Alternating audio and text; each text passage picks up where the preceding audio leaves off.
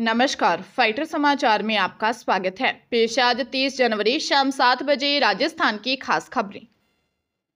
राज्य में भजनलाल सरकार 52 दिन से कार्यवाहक अफसरों के भरोसे है। डीजीपी यानी पुलिस के प्रमुख 25 दिन से और सीएम के प्रमुख सचिव 31 दिन से कार्यवाहक ही हैं। हाईकोर्ट में सरकार की तरफ से प्रभावी पैरवी करने के लिए 52 दिन से महाधिवक्ता यानी एजीपी नहीं है। यही नहीं, आईएएस अफसरों के तबादले कर 30 से ज्यादा कलेक्टर बदले गए, लेकिन अब भी 55 विभागों का अतिरिक्त प्रभार मुख्य सचिव सुधांश पंत सहित 40 आईएएस अफसरों को सौंपा हुआ है। मुख्य सचिव सुधांश पंत, एसीएस चिकित्सा शुभ्रा सिंह, राजस्व बोर्ड के चेयरमैन राजेश्वर सिंह, एसीएस जल संसाधन अभय कुमार, एसीएस वन पर्यावरण शिखर अग्रवाल, एसीएस परिवहन श्रेया गुहा, एसीएस गृह आनंद कुमार व प्रमुख सचिव अजिताभ, आलोक गुप्ता, वैभव गालरिया, टी रविकांत, कुलदीप रांका, गायत्री राठौर सहित 40 आईएएस अफसरों के पास 55 विभागों का अतिरिक्त प्रभार है।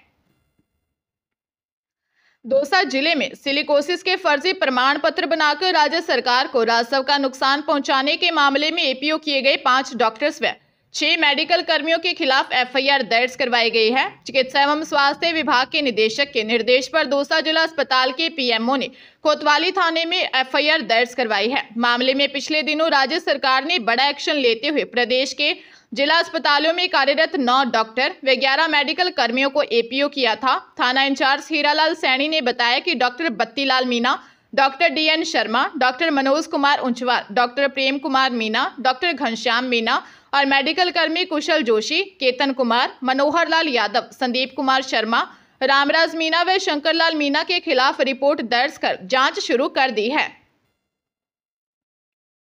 जयपुर मेट्रो प्रथम की एमएम कोर्ट ने एक मामले में एडवोकेट पत्नी को खुद का भरण पोषण करने के सक्षम मानते हुए चपरासी पति से हर महीने 30,000 रुपये भरण पोषण भत्ता दिलवाने से इनकार कर दिया। कोर्ट ने कहा कि प्रार्थिया कोर्ट में वकालत करती है और कोर्ट द्वारा उसे रिसीवर भी नियुक्त किया है। उसके पास अचल संपत्ति भी मौजूद है। ऐसे में प्रथम दृष्टया यह नहीं मान सकते कि वह अपना भरण पोषण करने में सक्षम नहीं है। प्रार्थिया ने अपने पति के मकान से 15,000 रुपये आय प्राप्त होना बताया है, लेकिन इसका कोई प्रमाण नहीं दिया है। ऐसे में प्रार्थिया किसी भी तरह से अप्रार्थी पति से अंतरिम भरण पोषण प्राप्त करने की अधिकारी नहीं है। पति ने कहा कि प्रार्थिया ने गलत तथ्यों पर अर्जी दायर की है। वह एक प्रोफेशनल एडवोकेट है और खुद का खर्चा चलाने में सक्षम है। उसने कोई घरेलू हिंसा नहीं की है, इसलिए अंतरिम भरण पोषण भत्ता दिलवाने वाली अर्जी खारिज की जाए। डूंगरपुर जिले में ट्रैक्टर और क्रूजर जीप की टक्कर में 2 चचेरे भाइयों और उनकी भाभी की मौत हो गई।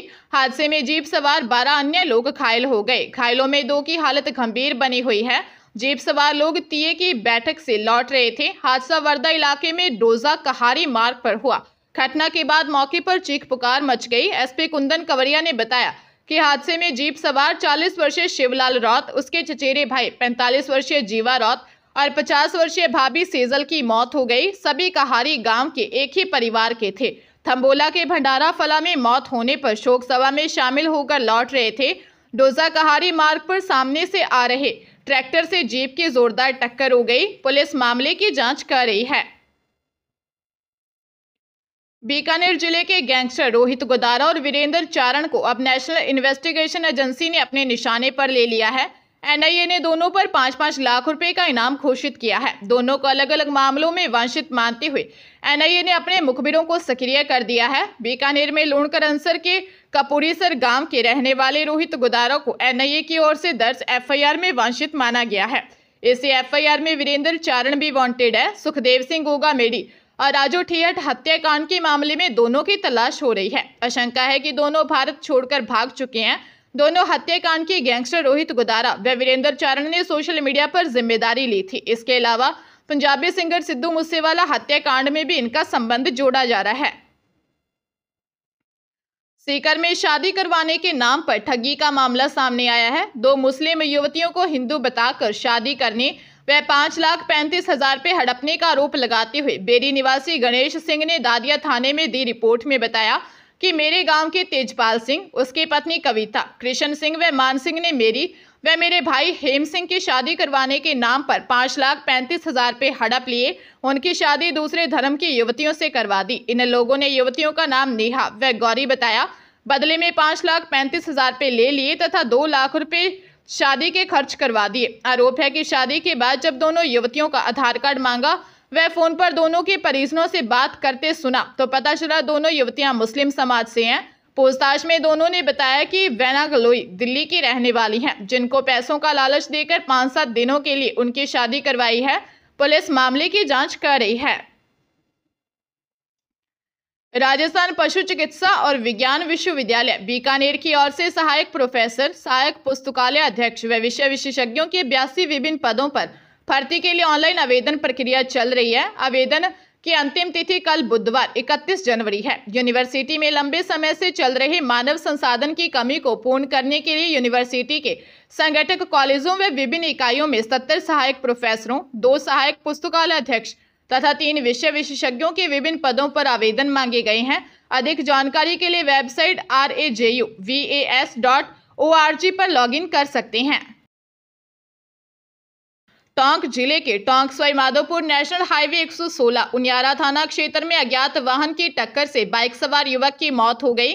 हादसा डिकोलिया व खेलनिया गांव के बीच हुआ। एएसआई केसरलाल जाट ने बताया कि केकड़ी जिले के बुराड़ा निवासी 30 वर्षीय भियाराम का ससुराल सदर थाना क्षेत्र के चंदलाई गांव में है। वह परिवार के साथ लंबे समय से ससुराल में ही रहकर मजदूरी करता था। वह बूंदी के नैनवा तहसील के सावंतगढ़ गांव में रह रहे छोटे भाई रामकिशन से मिलने गया था। भाई से मिलकर वह बाइक पर अपने ससुराल चंदलाई जा रहा था। डिकोलिया खेलनिया रोड के बीच अज्ञात वाहन ने उसकी बाइक को टक्कर मार दी, जिससे उसकी मौत हो गई। उनियारा पुलिस ने अज्ञात वाहन चालक के खिलाफ मामला दर्ज कर जांच शुरू कर दी है। हरियाणा के गुरुग्राम में एक युवक की हत्या कर दी गई। उसे दिल्ली जयपुर एक्सप्रेस वे पर हरिनगर सबवे के सामने 4 से 5 युवकों ने मौत के घाट उतार दिया। शुरुआती जांच में युवती से प्रेम प्रसंग का विवाद सामने आया है। मृतक की पहचान 21 वर्षीय आकाश के रूप में हुई है। आकाश पिछले 10 से 12 सालों से गुरुग्राम में नाहरपुर रूपा इलाके में रह रहा था। मृतक के भाई सूरज ने बताया कि आकाश के दोस्त गौरव और प्रथम की एक लड़की को लेकर कृष्णा नामक युवक से लड़ाई थी। आकाश, गौरव, प्रथम व कृष्णा एक साथ पढ़ते थे, लेकिन कृष्णा ने 8वीं कक्षा के बाद स्कूल छोड़ दिया था। कृष्णा ने प्रथम को फोन किया। प्रथम ने आकाश को फोन कर घर से बुलाया और फिर सभी दिल्ली जयपुर एक्सप्रेस वे के हरिनगर के सामने बने सबवे के पास पहुंचे। सूरज को शक होने पर वह मौके पर गया तो आकाश घायल पड़ा था। अस्पताल जाते समय रास्ते में उसकी मौत हो गई। पुलिस ने मामले की जांच शुरू कर दी है। कोटा के बोरखेड़ा थाना क्षेत्र के सहारा एनक्लेव थेगड़ा रोड इलाके में चोरी का मामला सामने आया है। बदमाश ने सोने मकान में सेंध लगाई, अलमारी का ताला तोड़कर सोने व चांदी के गहने लेकर फरार हो गया। घटना के वक्त पीड़ित परिवार शादी में दिल्ली गया हुआ था। वापस लौटने पर किचन की लोहे की खिड़की टूटी मिली। अलमारी में रखे करीब 7 से 8 लाख के सोने चांदी के जेवर गायब थे। गली में लगे सीसीटीवी कैमरे में संदिग्ध बदमाश की तस्वीर कैद हुई है। पुलिस ने इसकी शिकायत थाने में दर्ज की है। पीड़ित विनोद रघुवंशी परिवार सहित परिचित की शादी में शामिल होने दिल्ली गए थे। पीछे से चोर अलमारी का ताला तोड़कर सोने का हार, टिकला, नथ, कानों के टॉप्स, झुमकी सहित चांदी के जेवर चोरी करके ले गया। करीब 7 से 8 लाख की चोरी हुई है। पुलिस चोरों की तलाश कर रही है।